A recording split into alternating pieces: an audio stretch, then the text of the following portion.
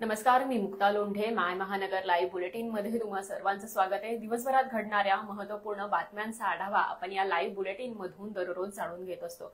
Bulletin मधील पहिल्या तीनही बातम्या बैठकी संदर्भातील मनसे पदाधिकाऱ्यांची बैठक शिवतीर्थावर बोलवण्यात आलेली आहे. तर दुसरीकडे महायुतीची देखील बैठक पार पडणार आहे आणि महाविकास आघाडीने बैठक बोलावली आहे. शरद पवार यांच्या सिल्वर ओक या निवासस्थानी या तिन्ही बैठकांचे अपडेट आपण पहिल्या तीनही बुलेटिन मधील बातम्यांमधून जाणून घेणार आहोत. यासह बुलेटिन मधील पुढील बातमी अतिशय महत्त्वाची आहे.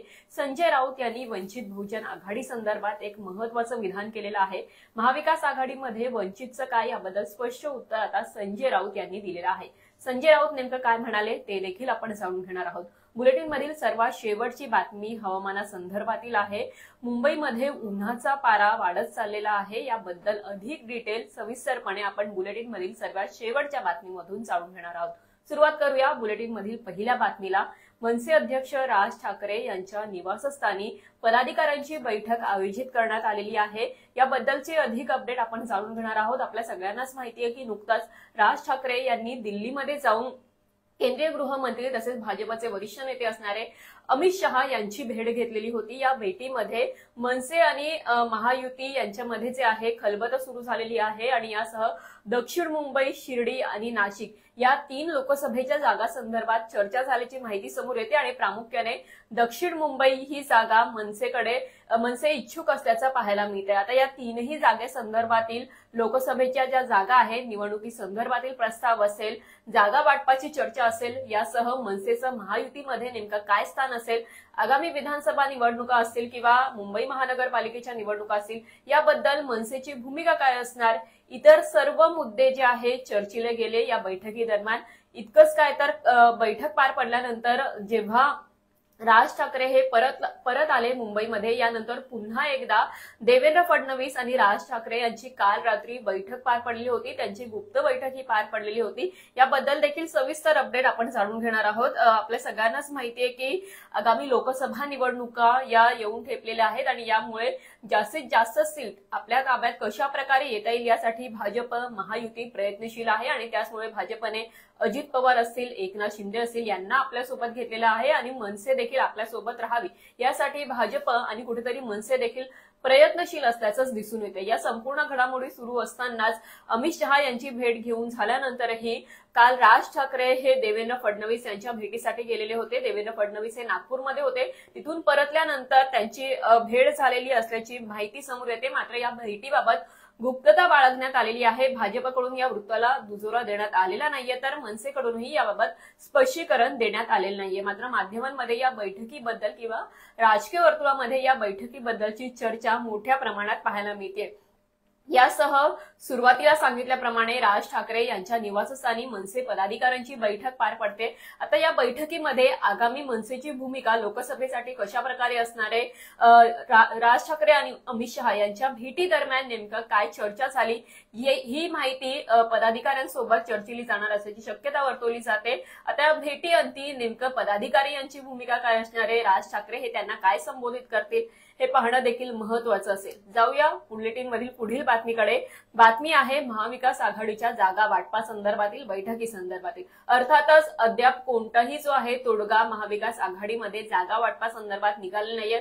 अनेक कथित फॉर्म्युले समोर येत आहेत. दररोज एक फॉर्म्युला सांगितला जातो. यापैकी इतक्या जागांवर शिवसेनेचा दावा आहे. महाविकास आघाडीमध्ये सारं काही अलबेल नाहीये या बातम्या वारंवार समोर येतात आणि वंचितचं काय हा देखील प्रामुख्याने मुद्दा चर्चेच्या केंद्रस्थानी असलेला पाहायला मिळतोय.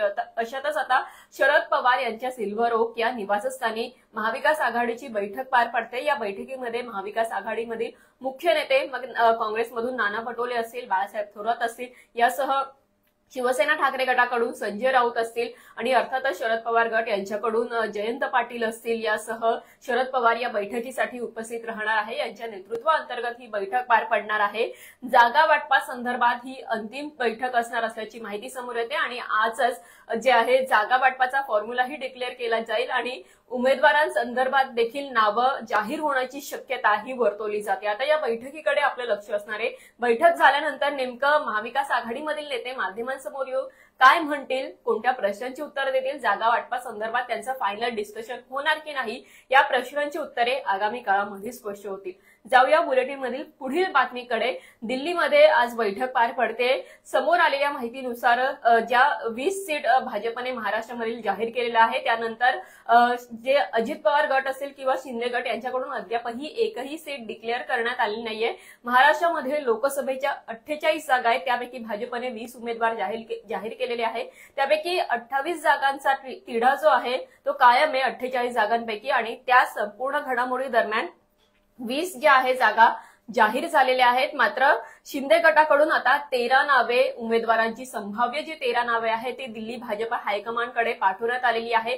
एक लिस्ट त्यांनी पाठवलेली आहे. आता भाजप हायकमांडकडून या नावावर शिक्कामोर्तब होणार, त्यानंतरच ही लिस्ट डिक्लेअर केली जाणार अशी प्राथमिक माहिती समोर येते. आता या बैठकीमध्ये किंवा या लिस्टमध्ये नेमकी कोणाकोणाची नावं आहेत हे देखील पाहणं महत्वाचं असणार आहे. कारण की जर मुंबईचं उदाहरण घ्यायचं झालं तर मुंबईमधून ज्या 3 जागा 2019 मध्ये अनुक्रमे शिवसेना आणि भाजपने जिंकलेल्या होत्या, त्या 3 जागांपैकी जे 2 लोकसभेच्या ज्या जागा आहेत त्या शिवसेना शिंदे गटाकडे सध्याच्या घडीला आहेत, आणि दक्षिण मुंबईची जागा ही ठाकरेंकडे आहे डिवायडेशन झाल्यानंतर. आणि त्याचमुळे आता भाजप मुंबईतून 4 लोकसभेच्या जागा लढवण्यासाठी आग्रही असल्याचं दिसतंय. आता हे अनेक फॉर्म्युले किंवा जागा वाटप, जागा एक्सचेंज असेल किंवा उमेदवारांची अदलाबदली असेल, ह्या घडामोडी ज्या आहेत ते सातत्याने चर्चेत येतच राहणार. आता दक्षिण मुंबईमधून भाजप नेमकं कोणतं उमेदवार देणार, यासह वाटाघाटी कशा प्रकारे होणार हे पाहणं महत्वाचं असेल.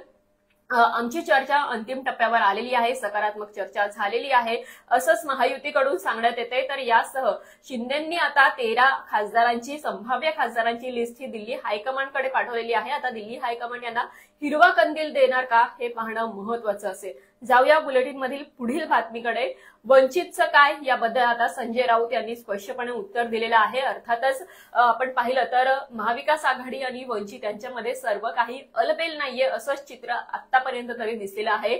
मल्लिकार्जुन खरगे जे काँग्रेसचे अध्यक्ष आहेत त्यांना थेट वंचितचे प्रकाश आंबेडकर यांनी पत्र लिहिलेलं होतं. 7 जागांच्या संदर्भामध्ये त्यांनी हा प्रस्ताव दिलेला होता. आम्ही तुम्हाला पाठिंबा देण्यास तयार आहोत असं त्यांनी म्हटलेलं होतं. यासह महाविकास आघाडीमधील जागा वाटपाचा तिढा हा काही सुटत नाहीये त्यांनी असं देखील मेन्शन केलेलं होतं. यामुळे वंचित आणि महाविकास आघाडी यांचं बिघडणार का, किंवा वंचित महाविकास आघाडीमध्ये कशा प्रकारे पुढे तग धरून राहू शकते, हे सर्व प्रश्न सध्याच्या घडीला तरी उपस्थित होत आहेत. या संपूर्ण घडामोडींवर प्रकाश आंबेडकर यांनी आपली भूमिका तर मांडलेलीच आहे. दुसरीकडे आता संजय राऊत यांनी देखील समोर येऊन भाष्य केलेलं आहे. अर्थातच महाविकास आघाडीची सुरुवातीला सांगितल्याप्रमाणे शरद पवार यांच्या सिल्वर ओक या निवासस्थानी बैठक पार पडते. मात्र या बैठकीमध्ये वंचित नाहीये अशी माहिती समोर येते.